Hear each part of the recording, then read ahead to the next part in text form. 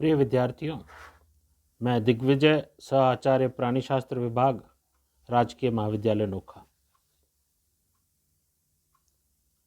अभी अपन वर्गीकरण के आधार हमने सेल लेवल, ऑर्गेनाइजेशन, सिमेट्री और अब जो इम्पोर्टेंट टॉपिक अपने सामने आता है आज के व्याख्यान का, देह गुहा, जिसे सीलोम भी कहते हैं और बॉडी कैविटी भी कहते हैं।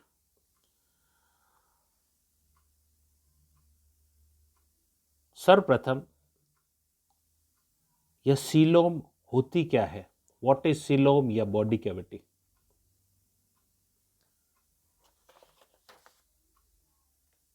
हम ध्यान देंगे कि जब भ्रूणीय अवस्था में कोशिकाओं की संख्या में वृद्धि होती है तो आगे चलकर यही कोशिकाएं विशिष्टता हासिल करती जाती है और विशिष्ट अंगों का निर्माण करती है। उसी में से एक सीलोम, देह गुहा का निर्माण भी होता है। अगर मैं परिभाषा दूं तो उसके दो मुख्य पॉइंट्स होने चाहिए, दो विशेषताएं जिनमें होगी वो ही देह गुहा या बॉडी सीलोम कहलाएगी, बॉडी कैविटी। पहली है कि ये बॉडी वॉल और एलिमेंट्री कैनाल, इन दोनों के बीच में उपस्थित स्पेस, स्थान को सीलोम कहते हैं। उदाहरण के लिए आपके पास जो लिखने का बॉल पेन है, उस बॉल पेन जो ट्रांसपेरेंट वाले आते हैं उनको ध्यान से देखिए। एक तो उस पेन के, बॉल पेन का बॉडी है जो ट्रांसपेरेंट है और उसके अंदर एक शाई से भरी हुई पूरी रीफिल है। उस पेन के अंदर उस शाई से भरी रीफिल और बॉडी, इन दोनों के बीच में जो उपस्थित स्पेस है वो बॉडी कैविटी, सीलोम या देह गुहा कहलाती है। लेकिन मात्र कैविटी होने से ही वो सीलोम नहीं हो जाती। उसकी अन्य विशेषता जो है कि ये which is lined on either side by mesoderm, जिसकी सतह मीजोडर्म द्वारा आस्तृत हो, अर्थात दो प्रकार की होंगी वो अस्तर। मीजोडर्म के दो भाग होंगे, एक पेराइटल भाग होगा, एक विसरल भाग होगा। इन दोनों को मिलाने पर इनको मीजोथीलियम भी कहते हैं और ये मीजोडर्म के द्वारा उत्पन्न होती है। अर्थात देह गुहा वह खाली स्थान है जो देह भित्ति और आहार नाल के बीच का होता है, लेकिन वह किससे आश्रित होनी चाहिए? मीजोडर्म द्वारा, जिसे मीजोथीलियम कहते हैं। मीजोथीलियम दो चीज का बना होता है, पेराइटल पेरिटोनियम और विसरल पेरिटोनियम का, और जो मीजोडर्म द्वारा जनित होता है। इस प्रकार इसको हम सीलोम कहते हैं। इस सीलोम की यूटिलिटी क्या है? सबसे पहले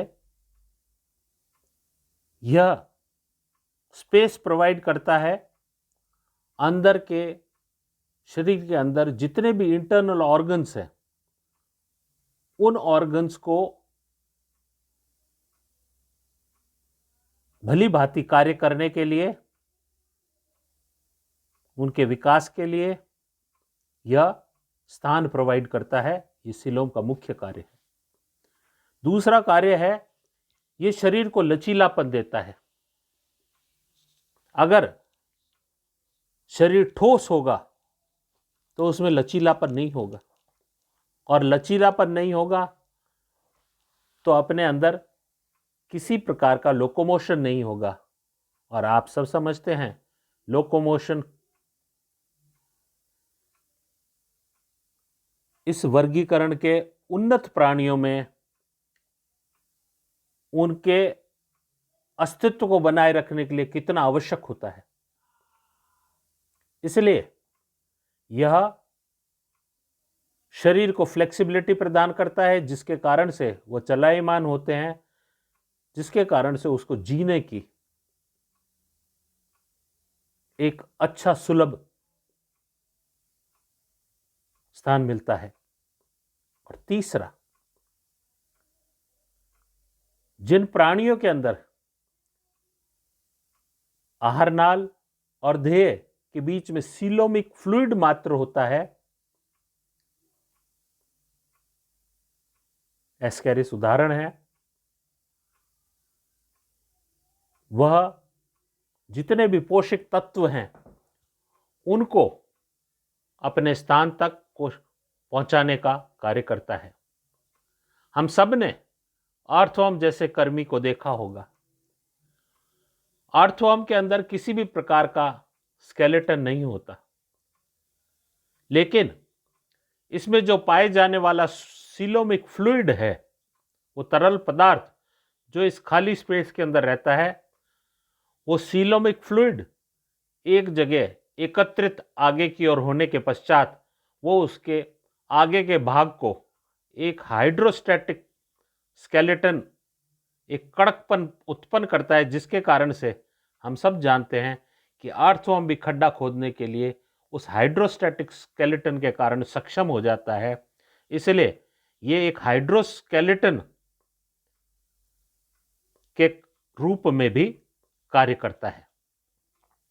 उसके बाद में है सीलोम कितने प्रकार की होती है।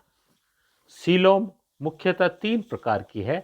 एसिलोमेट, जिसमें किसी प्रकार के सीलोम नहीं होते, अधिक। दूसरी सूडोसिलोमेट, कूट गुहा। तीसरी यूसिलोमेट, सच्ची देह गुहा। अब जो ये यूसिलोमेट है, सच्ची देह गुहा, ये 2 प्रकार की होती है, साइजोसिलोमेट और एंट्रोसिलोमेट। तो अब आगे जब अपन पढ़ेंगे कि किन किन में किस किस प्रकार की पाई जाती है, इनकी क्या विशेषता है, तो उसके अंदर इन तीनों के बारे में अपन विस्तृत अध्ययन करेंगे। विद्यार्थियों, परिवर्धन के समय भ्रूण में ब्लास्टुला के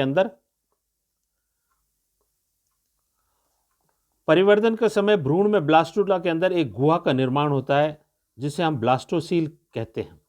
गैस्ट्रुला के निर्माण होने पर यह ब्लास्टोसील मीजोगिलिया या मीजोनकाइम या मीजोडर्म द्वारा भर दी जाती है। आपके सामने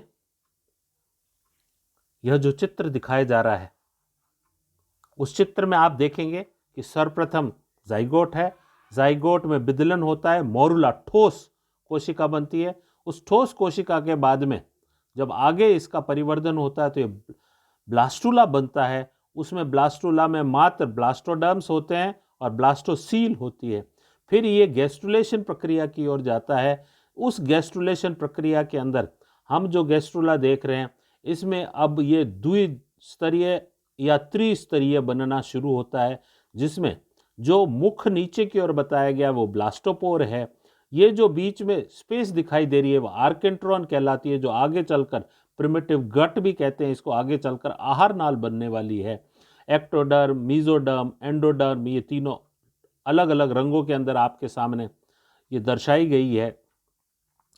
अब इसका अगर यही टीएस इसका इस काट देखें तो इस प्रकार से अपने को काट दिखाई देगा, और इस काट के अंदर सारी स्पेस अगर भर दी जाती है इन मीजोडर्मल कोशिकाओं से तो ये एसिलोमेट कहलाती है। और इसका उदाहरण प्लेटीहेल्मिंथेसिस है।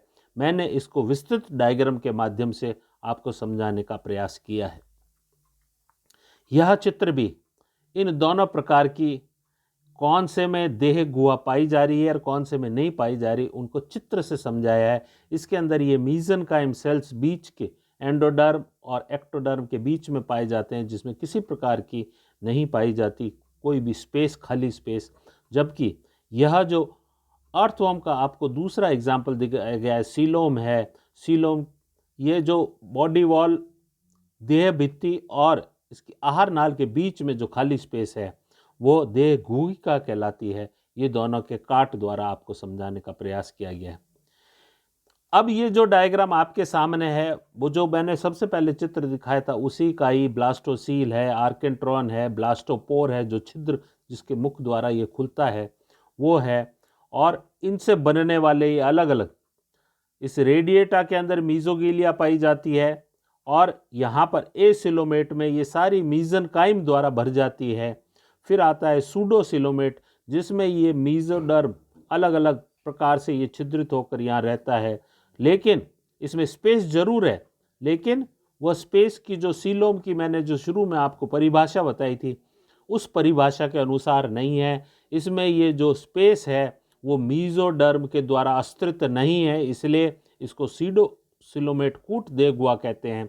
और आखिरी जो चित्र सिलोमेट यू सिलोमेट बताया गया है जिसमें जो गुहा है वो मीजोडर्म द्वारा अस्तित्व है, इसलिए इसको सिलोमेट यू सिलोमेट कहते हैं।